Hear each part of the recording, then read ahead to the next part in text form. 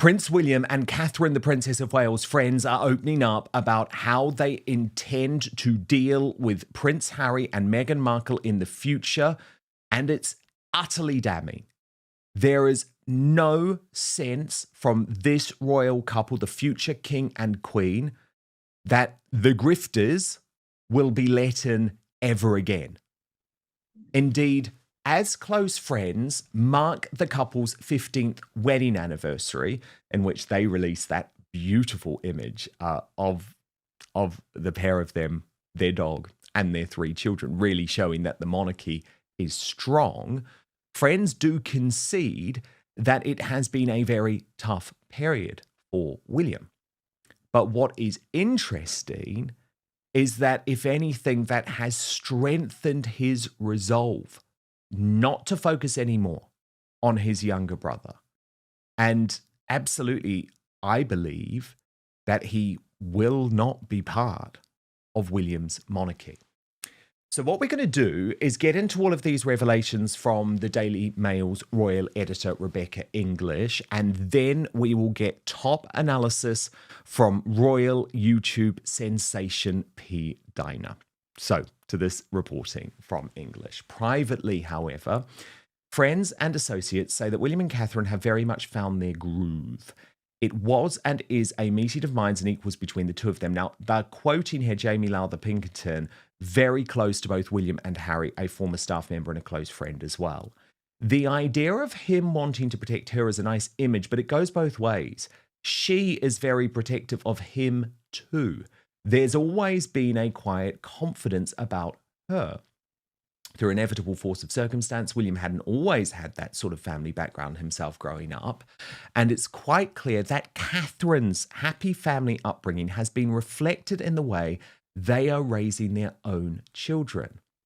What's interesting is that English reveals that many within the royal household are now referring to Catherine as the Steel Marshmallow Mark II. And that is a play on the late Queen Mother's nickname, her soft exterior belying an indestructible core. So I think that's quite a compliment, actually, to compare Catherine to the Queen Mother, a beloved figure. In public, English reports it is William who often takes the lead, but it is very much an equal partnership, and William deeply respects his wife's judgment. They make all the important decisions together and support each other's work, says a friend. You couldn't find two people closer. The difference is they just don't feel the need to show it for the cameras. They aren't performative. Oh, I wonder who they're comparing. William and Catherine too. Who is performative and actually who has a terrible relationship behind the scenes? That's really interesting to me. William and Catherine don't feel any need to prove that everything's going great in the marriage, and Harry and Meghan do. And I think that is quite a contrast, isn't it? Sometimes, don't you think, when you look at Harry and Meghan these days, it's a case of he who doth protest too much. Oh, he's so hot for her. He's so into her. Really? You could have fooled me. The friend goes on to say, one of the things that the princess, referring to Catherine in particular, has been so impressively clear about is that she is allergic to be given advice about how things will come across or look through a PR lens. That's the total antithesis of how she operates. And isn't that interesting? Because it's also the antithesis of how Meghan operates, where everything she does is about how will this come across? What will people think of me? But the problem is there's no authenticity there. And the reason we have authenticity with Catherine is she doesn't think about the PR. She just does what she believes. English goes on to report they have come through a tumultuous few years with the implosion of William's relationship with his brother Prince Harry and Catherine's cancer diagnosis. From losing his grandmother to all of the awfulness of the princess's health, as well as that of his father, it's been a tough period for William, a source says. Notably, Harry isn't mentioned once. I'm told there is sadness, naturally, at how things have turned out, but William has very much placed the issue of his estranged brother to one side to focus on the things that matter. Wow. That is a damning, damning line. Those words really, really stood out to me. To focus on the things that matter. So what William and Catherine are saying, because my belief is that is a line that has come directly from Kensington Palace to Rebecca English, is that William and Catherine are saying Harry and Meghan don't matter anymore. And in some ways, that's the most damning indictment you can give a couple so desperate for relevance.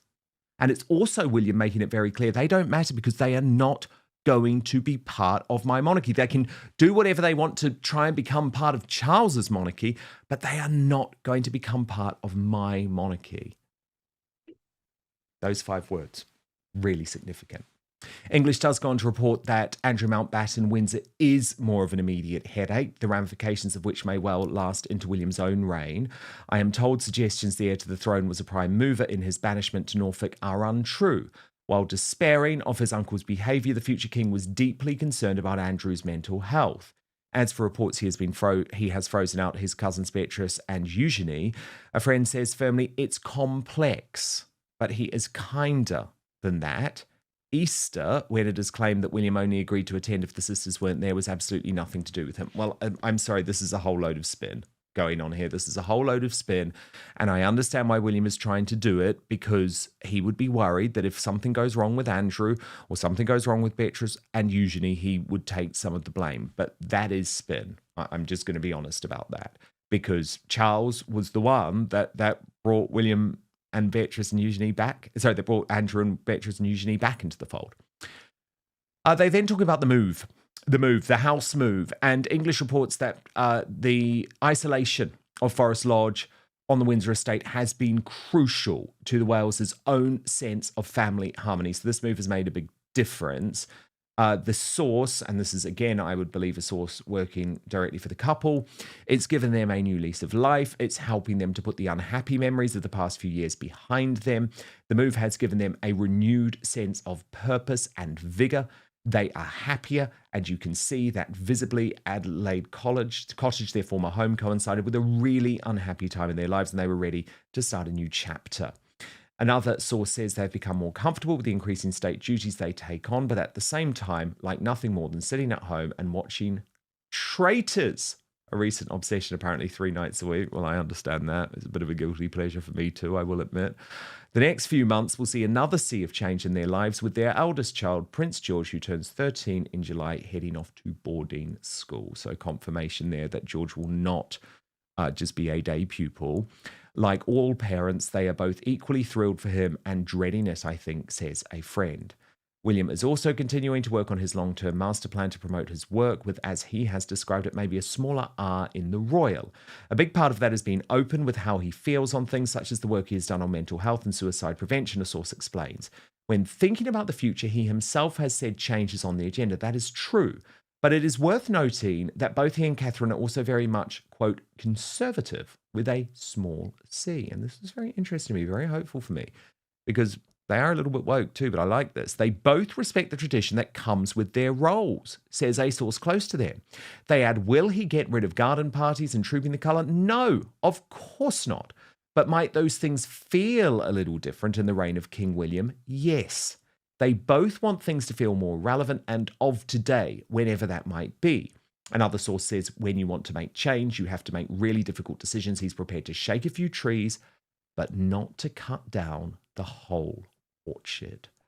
So P Dyna, this was an absolutely fascinating insight, actually. And why I always like to be honest with people about the sourcing is because it really matters. And this has come pretty much directly from the official sources. So Jamie Lowther Pinkerton, obviously, he's someone who speaks out effectively on behalf of the couple, and then people working for Kensington Palace who directly brief Rebecca English, who, as a reminder, is head of the Royal Rota. So I was very, very heartened by this, because I love the idea that actually William is starting to realise, no, I need to protect these key parts of the British royal family. And I particularly loved the totally dismissive nature that he now feels in regards to Prince Harry and Meghan Markle, effectively saying, focus on the things that matter. Translation, Harry and Meghan no longer matter to William and Catherine. Your response to it all? Yeah, I think this is really nice to see because we know that, Harry is not going to be a part of the coronation for William. I think William is just at a point in his life where he's finding his, place in the roles that he is going to be serving. He's finding a great balance between his leadership and his family, which is something I see is pretty new for royalty. I mean, there hasn't always been a great balance. And I think he is trying to find that. He's found it very well. And Catherine is just such a great woman. They complement each other so well. And they are aligned in purpose. That this is how you can see that a relationship is going well and strong because they are moving together forward in everything that they both want to do, and it will continue to grow and blossom, and their children will grow up well suited for the roles that they're going to play or not. And it's really nice to see. It's comforting. And I think the protection that he has to have for his family and what he has built and what he is working on is to make Harry a non-issue. Like he is just doesn't matter because anything that Harry brings into the equation is going to be disruptive. It's going to, I think, harm the harmony that they have as a family and what he is doing with his work. And it just is what has to happen. And that is going to be the demise of Harry and Meghan. They are just not going to matter anywhere, not with the celebrities in California, not with his own family, his children. Harry's children are going to be missing out with all the important things that are going to happen in royalty circles and family and cousins and all of that. Like Harry's demise essentially is he's going to be X'd out. He is X'd out of everything. And he is trying to align himself with his family, but he can't penetrate that anymore. And I think the king that he might want to is not, he's very apprehensive because of how it will the trust issues. So it's just going to have to be this way, and good for William to do this because this is how you find balance and how you just continue with your own mental health, just focusing on you and your family. I love it. I love to see that like Harry and Meghan are just not an issue. Get to skip, and I want nothing to do with you. You're nothing but a disruption to me and my clarity of mind and what I have going on. And his history will show Harry is going to be so regretful. I just see it happening, even when the children become older. All the things that they're going to miss out on, they're not going to get. That the history, everything that is happening now is going to be gone. It's gone forever for Harry and his kids. And how sad it will be for these children to see what they missed out on. It's really sad to see that happening in slow motion every day with Harry. But good on William and Catherine. It is because the thing is, P Dyna, actually, that's why William is right to try and not give these two any proximity to royalty. Because the longer that the Duke of Windsor and Wallis Simpson had apart from royalty, the less significant they became. That's And right. I think William is thinking he wants to do the same thing. Mhm. That's what's happening right now. And how it really hurt Edward to see that his wife never felt like she was important. Like he wanted her to feel like she was a part of royalty. But, as the years went on, year by year, they became less and less and less significant. And it really hurt her. It hurt their relationship. And that's what we see happening with Harry and Meghan. And that's why I always say, they're trying to stay above the water. They're trying to not drown in it all, like putting out pieces in People magazine, going to Australia. They're trying to remain relevant, but keep trying, but you're never going to get real validated relevance because you are insignificant to the people that matter, right? And this is what's going to happen for them. It will go down and down and down for them every single year, less and less and less importance. And I love watching it happen because that's exactly what they get for everything that they have done to really good people, and yeah, it's so tragic, though, for the innocent children, I think. But hey, that's what it is. It's what it's going to be. But first, do you remember when energy used to feel effortless? You'd get through a workout, a long day, a bad night's sleep, and still feel sharp. But as you get older, trust me, it can start to feel like your body and brain don't have the same spark they used to. Here's the interesting part. That's not in your head. It's biology. When we're younger, our bodies naturally produce and regenerate high levels of creatine. But as we move into our 40s and beyond, that production steadily declines. And that means less readily available energy for both our muscles and our brains. That's exactly why Qualia Creatine Plus was created. Here's the key thing though. You can't just take any old creatine and assume it's doing the job. It has to actually get into your cells and then be activated so your body can use it properly. That's why Qualia Creatine Plus is different. It combines two clinically studied forms of creatine with electrolytes, all chosen to support absorption and activation. It includes easy to mix micronized creatine monohydrate in a new form called OptiCreatine, plus creatine magna power, along with a precise amount of sea salt to help support uptake where it matters most. What makes this stand out is that it's not just creatine, it's the delivery system your body needs to make it work for you. We're way past the dark ages of creatine being just for gym bros. Creatine is critical for energy, metabolism, cognition, and healthy aging, not just lifting like a bodybuilder. So go to qualialife.com/Dan for 50% off. And here's a bonus. Use the code Dan for an additional 15% off your order. That's QUALIA life.com/Dan and use the code Dan. And thank you so much to Qualia for sponsoring this episode. Now, back to the show.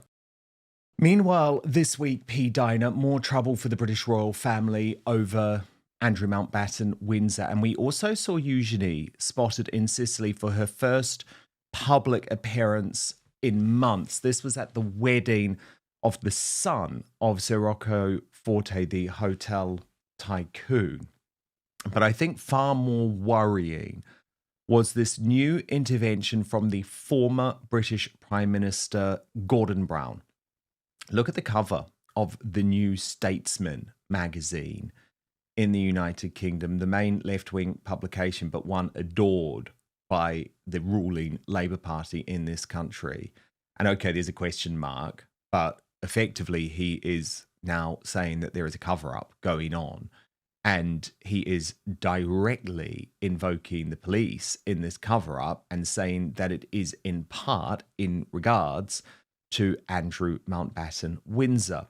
So I was very interested in what Andrew Loney had to say about this, the author of Entitled, the book P Dyna, which really led to the whole unraveling of this thing. And he says Gordon Brown is right. The police should interview Andrew about trafficked women, breach of the Official Secrets Act, and abuse of public funds.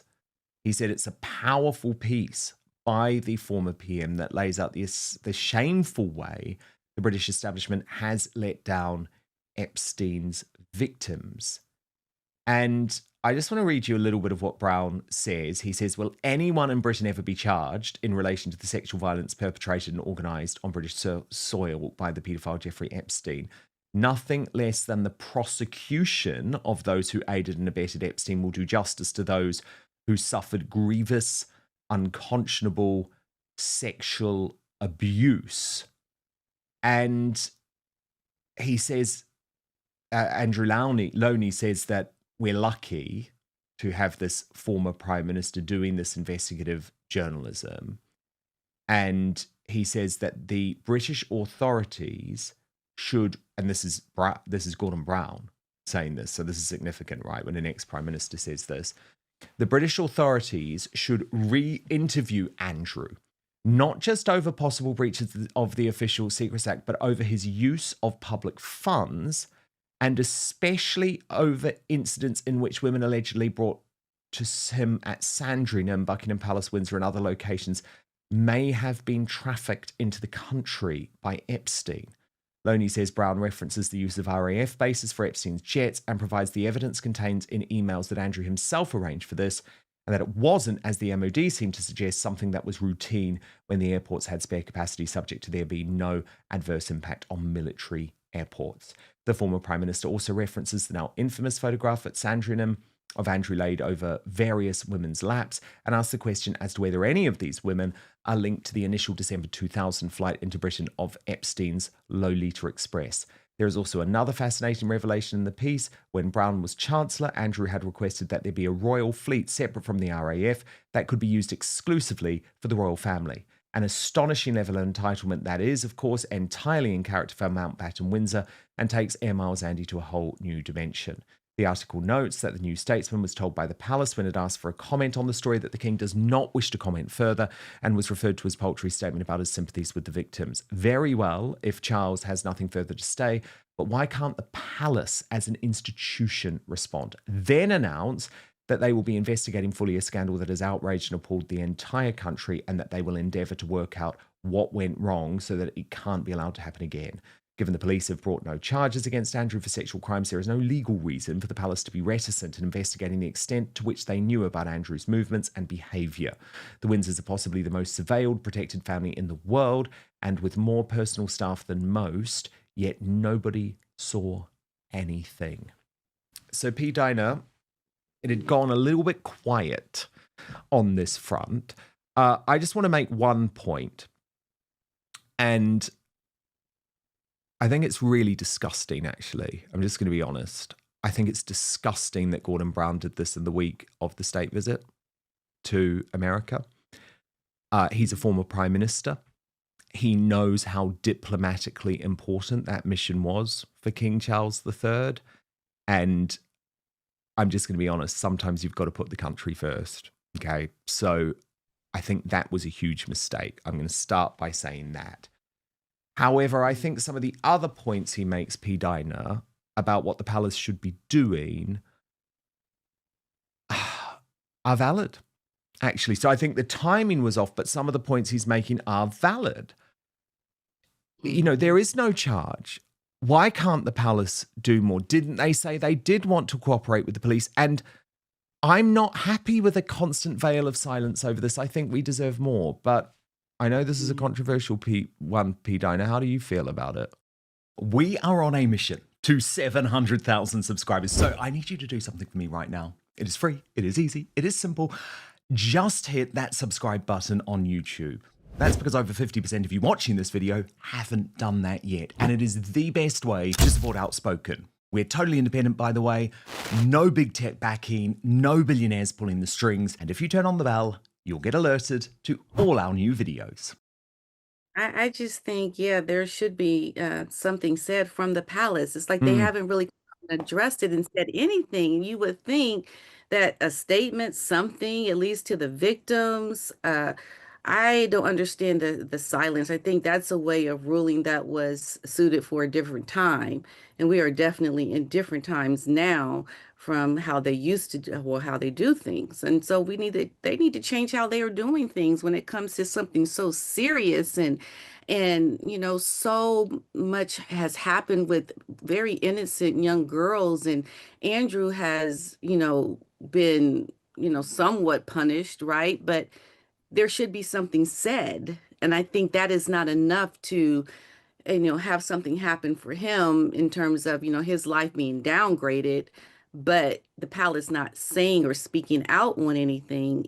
To me, I love what he was saying about that.